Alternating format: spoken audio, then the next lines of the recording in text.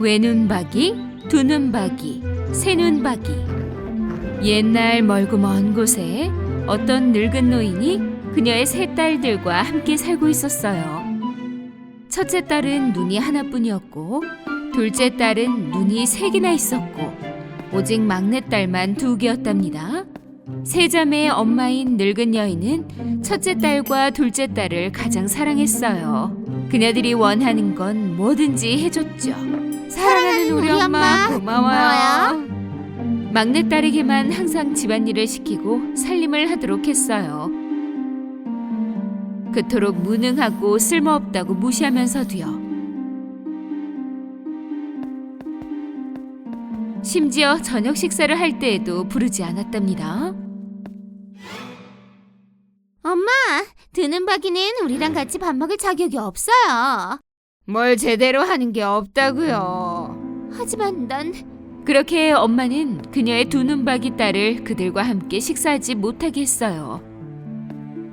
더구나 항상 모두가 식사하고 남은 음식만 먹을 수 있었죠. 그래도 막내는 친절하고 착한 마음씨를 잃지 않았답니다. 어느 날 외눈박이 언니와 새눈박이 언니는 두눈박이 막내에게 왔어요. 그리곤 그녀들의 더러운 빨래를 막내에게 던지며 모욕을 했죠. 이거 깨끗하게 못 빨겠니? 다시 빨아와.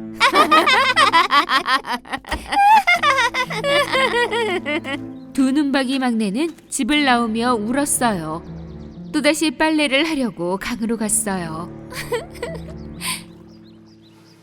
언니들은 왜 나한테 이렇게 대하지? 내가 뭘 잘못했다고. 두눈박이 막내가 울고 있던 바로 그때 갑자기 요정이 그녀 앞에 나타나는 게 아니겠어요? 요정은 빛나는 옷으로 두눈박이 막내를 놀래켰지만 하지만 얼굴은 가린 채였답니다. 두눈박이 소녀야, 왜 울고 있는 거니? 저 집에서 막내인데요. 엄마와 언니들이 저더러 쓸모없다고 하면서 저를 싫어해요. 그러면서 밥도 먹고 남은 찌꺼기만 주고요. 슬퍼하지 말거라, 아름다운 소녀요. 이것 봐, 너에게 줄 선물이 있어. 이건 마술 지팡이인데 소원을 빌고 지팡이를 3번 흔들면 이루어질 거란다. 3번이야. 두눈박이 막내가 소원을 비니 저녁 식사가 준비되는 게 아니겠어요? 아주 맛있는 음식으로 가득했답니다. 이 요리들 좀 봐. 모두 따뜻하고 신선해. 감사해요. 두눈박이 막내는 며칠 동안 배가 고팠어요. 그래서 허겁지겁 음식을 먹기 시작했죠. 식사를 다 하면 지팡이를 2번 휘두르렴. 아름다운 두눈박이 소녀여, 기억해, 딱 2번이야. 요정은 얼굴을 가린 채 그대로 사라졌어요. 두눈박이 소녀가 식사를 마치고 마법 지팡이를 2번 흔들었더니 테이블이 사라졌어요. 이제야 배가 불러. 너무 행복하다. 하지만 이 마법 지팡이를 언니들과 엄마가 못 보게 숨겨야 할 텐데 안 그럼 날 괴롭힐 거야. 두눈박이 소녀는 지팡이를 지팡이로 사용해서 집으로 돌아왔어요. 식탁에는 남은 음식들이 있었지만 소녀는 이미 배가 불러 먹지 않았어요. 두눈박이 소녀는 지팡이를 디디면서 매일같이 밖으로 나갔죠.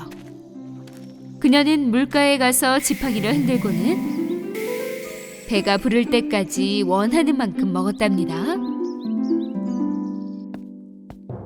하지만 어느 날 집에 돌아온 그녀를 보자 외눈박이 언니와 새눈박이 언니는 뭔가 달라졌다는 걸 알아챘어요.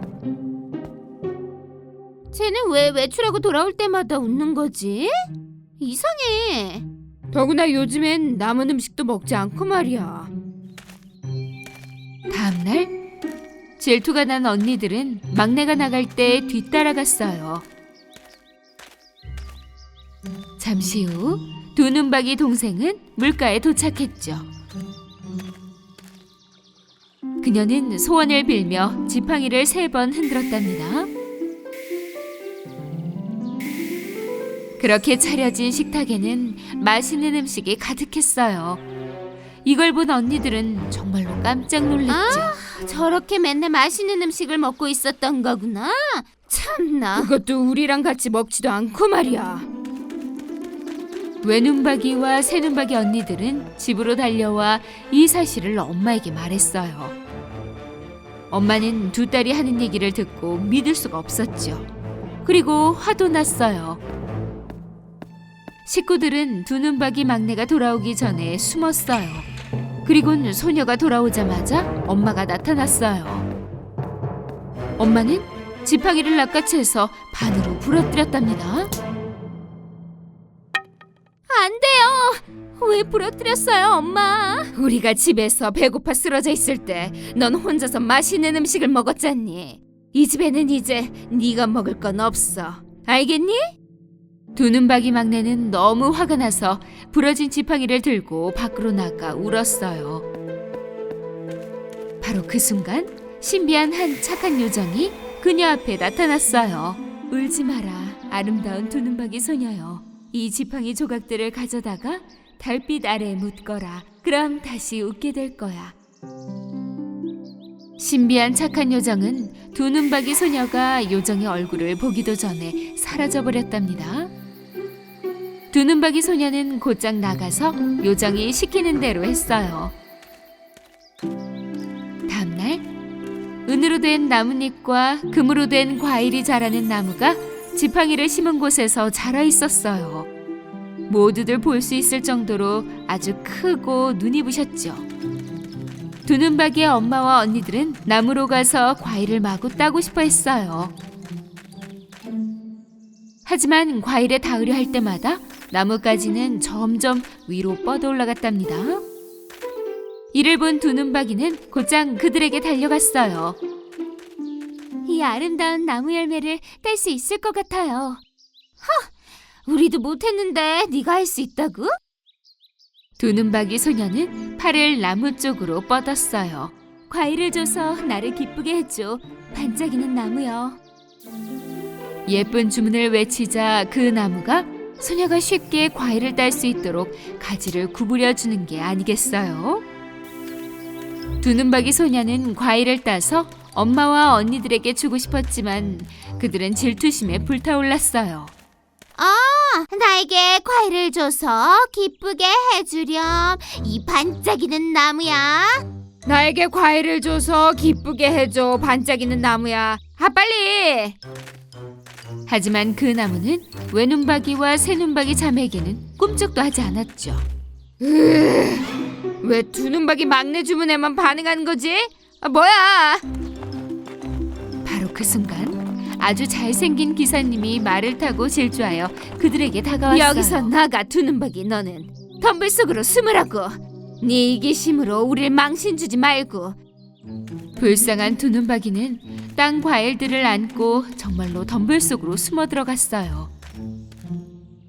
기사가 은으로 된 나뭇잎과 금으로 된 과일나무 쪽으로 오더니 놀라워하며 쳐다봤어요. 와, 나무 주인이 내게 이 나무에 멋진 은가지를 준다면 나는 세상에서 가장 행복한 사람으로 만들어줄 텐데. 실례지만 우리가 주인이랍니다. 은가지를 드릴 수도 있어요. 외눈박이와 새눈박이 자매는 과일을 따려고 점프하고 또 점프했어요. 하지만 소용없었죠. 심지어 나뭇잎에도 닿지 못했답니다. 이 나무가 당신 거라고 하셨나요? 그럼 왜 과일을 하나도 못 따고 있는 거죠? 두눈박이 막내는 나가서 과일을 같이 나눠 먹고 싶었어요. 하지만 엄마와 언니들 때문에 그대로 숨어서 울기 시작했죠. 그러자 그 신비한 요정이 다시 나타났어요. 아름다운 두눈박이 소녀요. 나뭇잎을 따서 너의 마음에 새기렴. 알겠지? 또 두려움 없이 그 기사님을 보거라. 두눈박이 소녀가 요정이 하라는 대로 하자 그녀의 낡았던 옷이 밝게 반짝이는 드레스로 변했어요. 그렇게 곧장 숨어있던 덤불에서 나왔고 한가득 과일을 안고 기사와 마주하게 되었죠. 기사는 너무 아름다운 그녀의 모습에 매료되어 두 눈박이 소녀에게서 눈을 뗄 수가 없었답니다. 은가지와 황금 과일을 드릴 수 있습니다, 기사님. 당신을 세상에서 가장 행복한 사람으로 만들어주고 싶어요. 눈이 아름다운 아가씨, 나랑 결혼해 줄래요? 두 눈박이 소녀는 기사의 청혼을 바로 받아들였고 그들은 서로 껴안았어요. 이 광경을 본 질투 많은 언니들과 엄마는 두 눈박이 막내에게 사과했답니다. 너한테 못되게 군 거 미안해. 네가 어려서 무능력하다고 생각한 것도. 그치만 넌 순수하고 정말 착한 아이야. 미안해, 동생아. 두 눈박이 막내는 언니들과 엄마를 용서했어요. 걱정 마세요. 은나무는 이제 언니들 거예요. 마음껏 과일을 따서 드세요. 마음씨 착한 두 눈박이의 말이 끝나자 신비한 요정이 은빛 나뭇잎에서 나타나 자신의 얼굴을 처음 드러내 보였어요. 두 눈박이는 요정을 보고는 무척 놀랐어요. 요정은 눈이 세 개였어요. 그렇게 사람이 아무리 다르게 생겼어도 선한 마음만 있으면 된다는 걸 가르쳐 주었죠. 기사와 두 눈박이 소녀는 말에 올라타고 영원한 행복을 향해 달려나갔답니다.